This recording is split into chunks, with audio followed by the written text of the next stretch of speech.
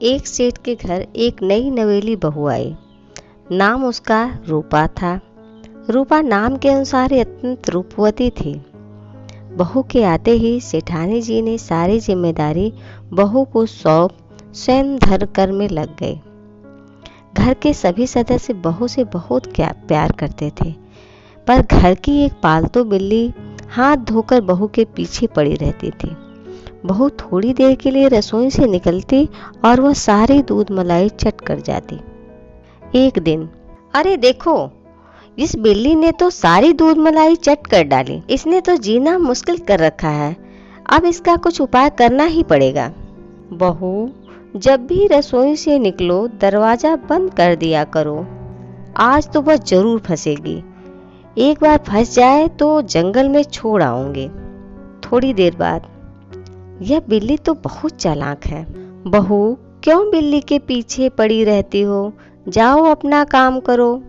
एक दिन रूपा ने ट्रे में खीर सजा कर रखी। वह रसोई से बाहर निकली। कुछ देर बाद जोर की आवाज आई। वह दौड़कर वापस रसोई में आई। खीर बिखरी देखकर उससे गुस्सा आया। वह बिल्ली को मारने के लिए बैट उठा लाई। आज मैं इसे नहीं छोड़ूंगी। बहू ने बैट उठाकर बिल्ली पर जोर से मारा। बिल्ली वहीं निढाल होकर गिर पड़ी। नौकरानी ने यह देख लिया और दौड़ती हुई सेठानी के पास गई। अम्मा अम्मा, गजब हो गया, बहू ने बिल्ली को मार दिया। सेठानी रोती चिल्लाती हुई आई।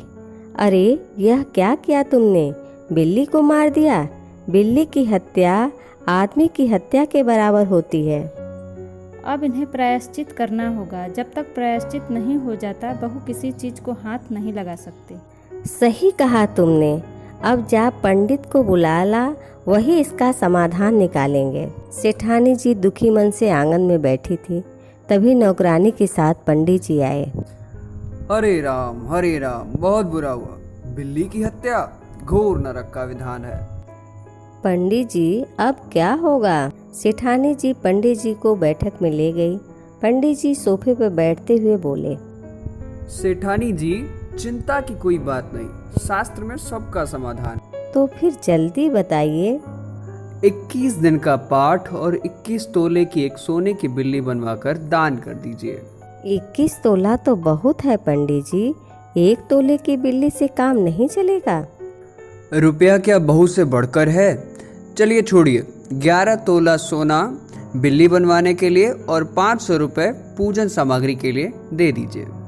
अब तो आप जैसा नचाएंगे नाचना ही पड़ेगा। पंडित जी मन ही मन प्रसन्न होते हैं। तभी नौकरानी दौड़ती हुई आई। अम्मा अम्मा, बिल्ली तो उठकर भाग गई। यह कैसे हो गया? यह तो चमत्कार हो गया। घर के सभी सदस्य खुश हो गए और पंडित जी मायूस होकर लौट गए। तो देखा आपने कैसे पंडित जी ने प्रायश्चित के नाम पर सेठानी जी को मूर्ख बनाने का प्रयास किया। धन्यवाद।